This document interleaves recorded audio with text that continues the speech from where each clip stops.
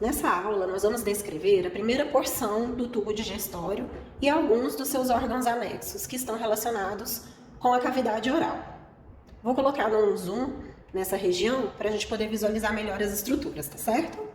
Então aqui nós temos um corte sagital mediano da região da cabeça e parte do pescoço e nós vamos focar na região oral. A região oral ela é formada pela cavidade oral, pelos dentes, pela gengiva, pelo palato e pelas tonsilas palatinas, que são órgãos linfóides que ficam na porção mais posterior da cavidade oral. É na cavidade oral que os alimentos que a gente ingere são preparados para digestão no estômago e no intestino delgado.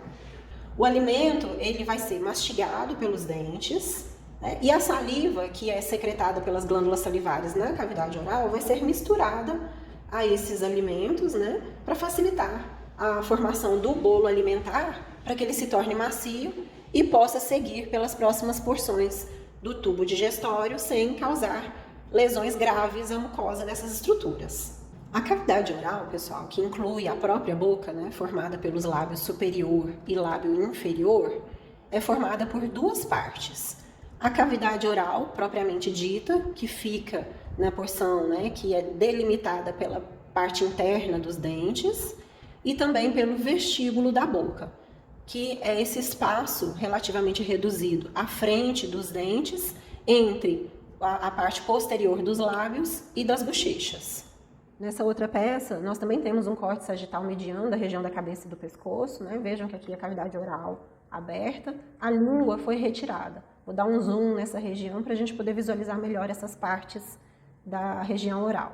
Então vejam só, quase toda a porção ocupada pela língua é o que a gente conhece como cavidade própria da boca. Já toda essa região entre os dentes, os lábios e a bochecha é a região do vestíbulo da boca. O teto da cavidade oral é formado pelo palato. Anteriormente, né, na verdade, os 2/3 anteriores do palato é o palato duro, denominado desse jeito por conta de que ele é formado por estruturas ósseas. Anteriormente, nós temos uma parte da maxila e, posteriormente, uma parte do osso palatino. Já o terço posterior da região do palato é o palato mole.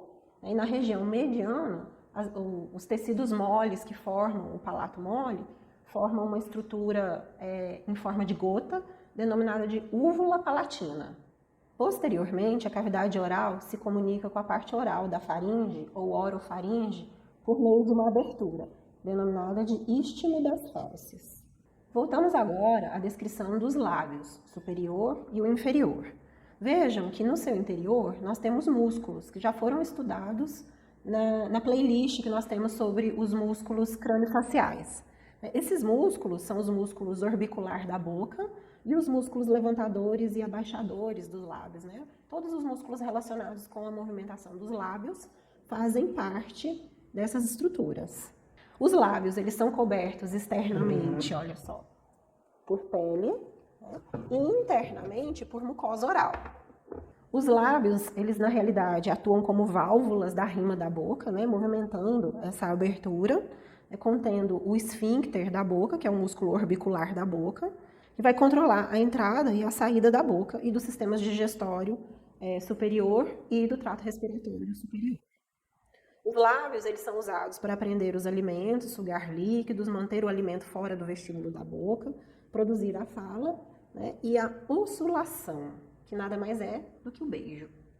Na região mediana da mucosa oral, posteriormente aos lábios, nós temos pregas de margem livre da mucosa oral que fixam os lábios à gengiva. Essas estruturas são denominadas de frênulos dos lábios. Eu vou mostrar para vocês uma imagem desses frênulos. Os frênulos, então, eles se estendem da parte interna dos lábios até a parte da gengiva que fica voltada para o vestíbulo. As gengivas nada mais são do que estruturas formadas por tecido fibroso, coberto por túnica mucosa. A gente estuda melhor essa parte nos vídeos que serão destinados ao pessoal da odonto. Vamos seguir agora a descrição das estruturas mais posteriores da cavidade oral.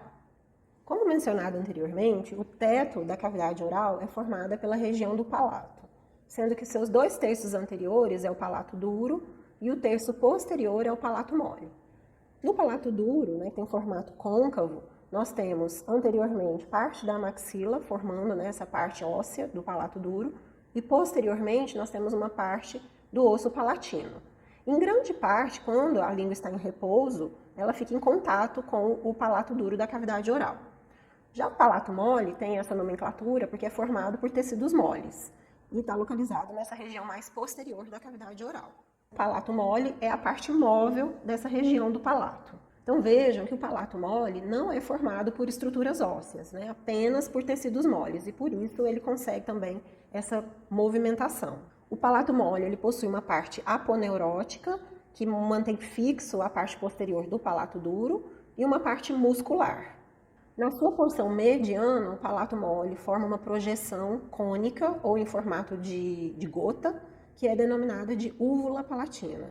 Durante a deglutição, primeiro, o palato mole é tensionado para permitir que a língua seja pressionada contra ele. E aí leva o bolo alimentar para a parte posterior da boca.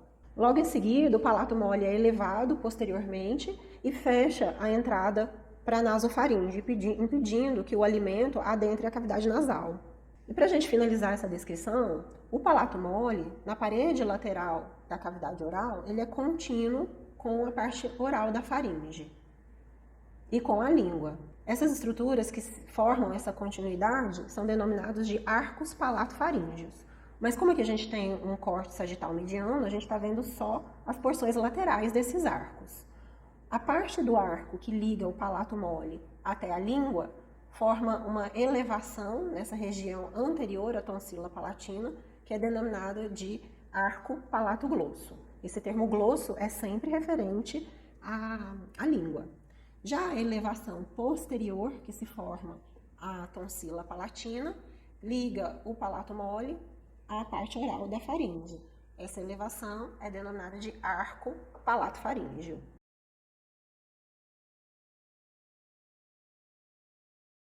Entre essas duas elevações, nós temos uma fossa que abriga a tonsila palatina, denominada de fossa tonsilar. Lembrando que a tonsila palatina é um agregado de tecidos linfóides, né? Nós temos muitos linfócitos formando essa estrutura, e vai ajudar na imunidade dessa região, que é a entrada do sistema digestório e também passagem, né, pelo sistema respiratório. E para finalizar a nossa descrição da cavidade oral, o seu assoalho, observem, é todo preenchido, né, pela língua, então ela é fixada no assoalho da cavidade oral. Nós vamos ter uma aula específica para a descrição da língua, ok? Então ficamos por aqui, espero que vocês tenham gostado e até a próxima.